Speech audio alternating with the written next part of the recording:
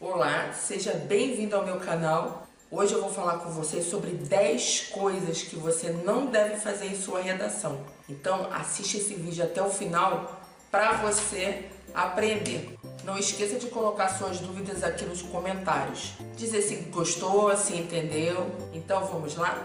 Bem, a primeira dica, jamais usar gírias. Hoje em dia para o adolescente isso é algo muito difícil. Evitar as gírias, já que é algo muito comum, já está dentro do vocabulário. O que acontece é que muitas vezes o próprio aluno não sabe se aquela expressão que ele está usando é uma expressão formal ou uma gíria.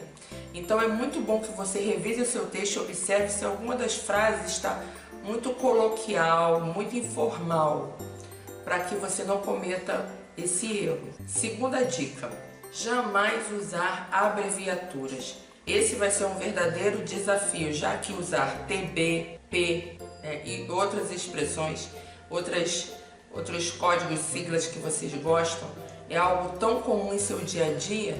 Então esse é o momento de você lembrar que tudo que você usa para te facilitar na hora de escrever o texto no WhatsApp deve ser evitado completamente. Terceira dica, jamais use provérbios ou ditos populares. Por quê? Uma grande parte acha que colocar um provérbio que o avô dizia ou algo que o pai diz costumeiramente vai dar mais peso ao seu texto, quando na verdade o objetivo da redação é passar um embasamento muito mais acadêmico. Você tem que mostrar que você tem o hábito de leitura, que você está em contato com toda a informação que ocorre à nossa volta no Brasil e no mundo.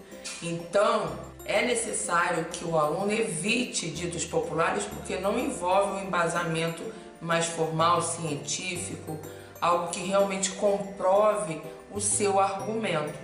Então, terminando a redação com... É como meu avô sempre dizia, água mole em pedra dura sempre bate até que fura. Esse tipo de expressão, dito popular, deve ser evitado completamente na redação. A quarta dica, nunca se inclua na redação. O que o aluno geralmente faz na redação? Ele se inclui dizendo, isso sempre acontece comigo. Por exemplo, semana passada eu estava na escola e um aluno me chamou. E aí ele começa a contar a história que aconteceu querendo usar a si mesmo como exemplo. Então deve ser evitado esse tipo de colocação, tá? De se colocar dentro do texto para comprovar algo. Quinta dica, não utilize a redação para propagar o que? Doutrinas religiosas. Já aconteceu comigo várias vezes de receber a redação do aluno no colégio e no final ele mandar uma mensagem positiva de salvação relacionada à religião. Eu sou religiosa também, porém, como o texto envolve mais uma informação com embasamento acadêmico, que você deve mostrar realmente que você tem conhecimento mais profundo sobre o assunto, os avaliadores não vão levar em consideração afirmações religiosas como comprovação de um argumento. Dica 6. Jamais analise os temas propostos movido por emoções exageradas. Às vezes vem um tema de redação para você no concurso que vai envolver algo que te mobiliza, que mexe com seus sentimentos, algo que você considera uma injustiça, ou que você tem um sentimento de revolta em relação àquele tema, ou não concorde profundamente com aquele tema. O que você deve evitar? Colocar o seu sentimento. Não é interessante para o examinador o que você pensa sobre o assunto. O que é interessante para ele é perceber a sua capacidade de argumentar. E independente de você concordar ou discordar com aquele tema proposto, você tem que pensar quais seriam os elementos favoráveis relacionados àquele tema, quais seriam os elementos contrários àquele tema, quais seriam os argumentos realmente negativos relacionados àquele tema. E escrever objetivamente esses argumentos, escolher 2 deles para você desenvolver, mas de uma forma o que? Distanciada, sem envolvimento pessoal. Realmente pensando que você é um advogado ou um detetive, vai fazer as afirmações de uma maneira bem objetiva, sem envolvimento pessoal. 7ª dica. Não utilize exemplos que não sejam de domínio público, que não sejam de conhecimento popular. Porque se você usar um exemplo local, o examinador não terá conhecimento disso. Lembra que seu texto ele tem que ser comprovado num âmbito muito mais impessoal, que não tem o seu envolvimento, mas que tem uma carga argumentativa bem forte. Então, para você fazer isso, você deve usar exemplos que sejam de conhecimento público, que já seja discutido na comunidade de modo geral, e você pode ter certeza disso usando exemplos que saiam em artigos de jornais, em revistas conhecidas como Veja, Época, Exame, Isto É, e assim por diante. Ou que saia nos telejornais mais famosos, algo que realmente esteja sendo discutido por toda a população. Esses tipos de exemplos é que realmente vão dar peso ao seu texto. Ou mesmo que se você tiver exemplos de fatos científicos, dados históricos e assim por diante. 8ª dica: evite as repetições. Você está falando sobre o tema que foi bem conhecido por vocês, que é fake news, né? Foi bem famoso esse ano. O que acontece com esse tema? Quando a pessoa vai desenvolver, ela começa a explicar, falar. E o que aconteceu algumas vezes, em algumas redações que me enviaram, é que a pessoa repetia fake news várias vezes no decorrer da redação. Ela tem que evitar falar diretamente sobre a palavra, mas fazer referências a ela. E a partir do momento que você vai argumentar sobre o assunto, muitas vezes não é necessário você falar diretamente da palavra em si. Então evite a repetição. Após você terminar a sua redação, você vai observar se você usou de repetições. Repetições de conectivos, ou de palavras substantivos, né, ou adjetivos. E aí o que você faz?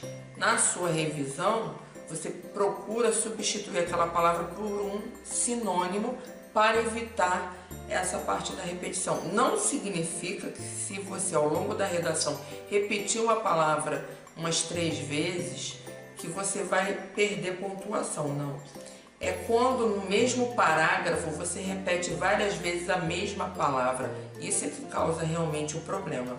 9ª dica: cuidado com sua letra, escreva com letra legível. Então evite inventar formas de escrever.